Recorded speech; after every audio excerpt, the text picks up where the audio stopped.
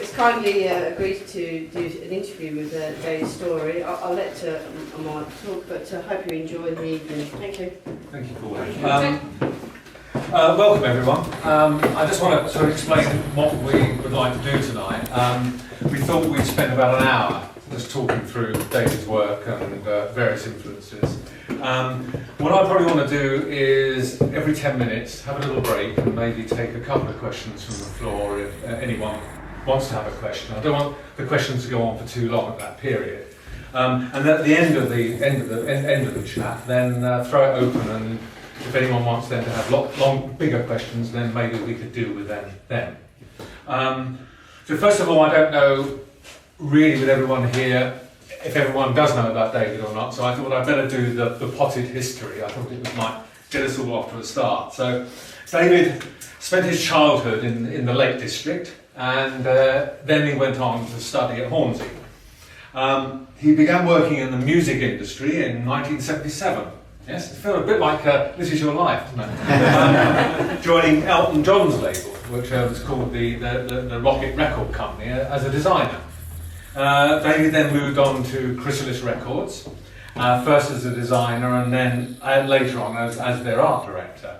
And his best known work from that period is the very innovative and influential designs that he did for the Two-Tone label, and particularly for the branding of the specials.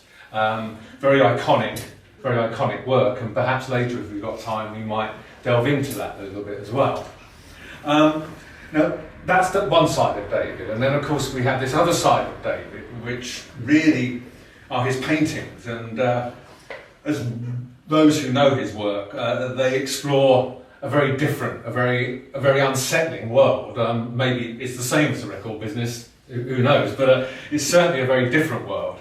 And within those paintings, there are many different influences and aspects, particularly to do with art history, and I think that's maybe something that we should talk about, because David treats the past as a hunting ground. He searches out source material, newspaper pictures, snapshots that initiate what he refers to as a journey of development and discovery.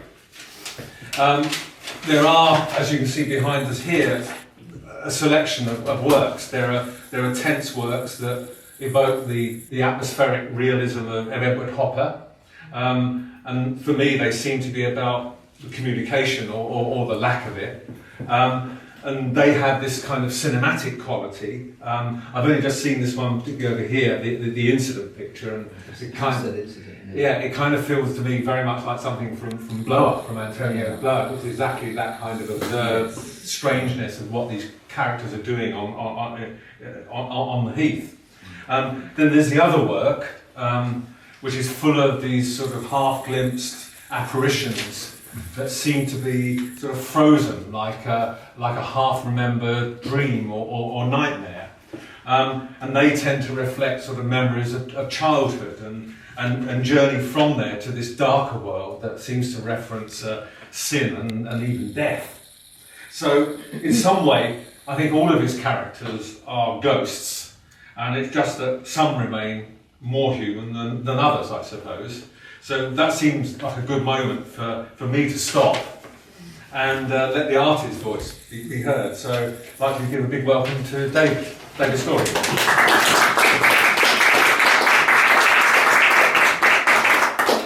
So maybe, David, I could start by asking you a very simple question: are your paintings all influenced by nightmares and memories?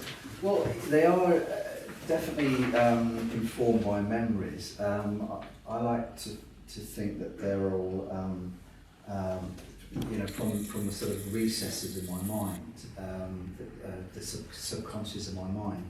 But they all of them start life in the same way, which is a found image of some sort. It could be something torn out of a magazine or found in a book or on the internet or a film still or something like that.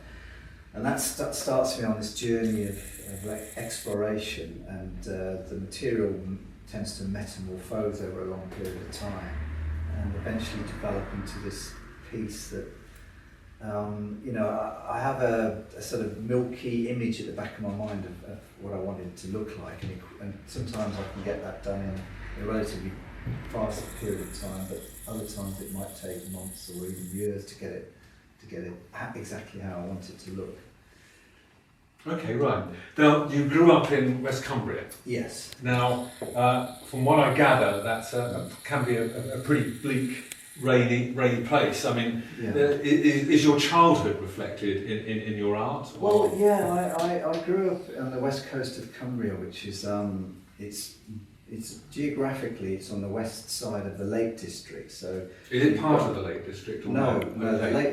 The Lake District National Park starts 8 miles in, and we're on that 8-mile coastal plain, and it gets an enormous amount of rainfall, and all of the municipal buildings in that area are built out of sandstone. So when it rains, they all turn black. So that's the environment that I grew up in. It's a sort of windswept, quite bleak environment. But I haven't said that. I love it, and I had a very happy childhood. But I think it does inform my work, because my brother's an artist as well. He's a printmaker, and his work has completely independently is a very macabre feel to it, look and feel to it. So there must be something in our DNA which So I mean, you're really saying that these works really aren't your childhood. They are very much more imbued by the surroundings of your childhood, by the place where you live, rather than events. Well, they're all. I like to describe them as an examination of memory. All of the works are an examination of memory, but it's not necessarily a conscious memory for me. They're all, in fact, none of them are a conscious memory. None of them are actually pictures of me when I was a child or anything like that. They're all of people that I don't know, or they all started life with people I don't know. But they're presumably the way they end up is informed by, you know, this space that I grew up in, this bleak, dark space that I grew up in. So you know that there is it is important in that respect, yeah. Mm-hmm. I mean, do you find that painting that way, is it therapeutic, or is it psychologically fraught to do that? I mean, to some extent, it seems that there is something back there that you're constantly trying to bring to the surface. I find it very, very therapeutic, actually, but only in not in a.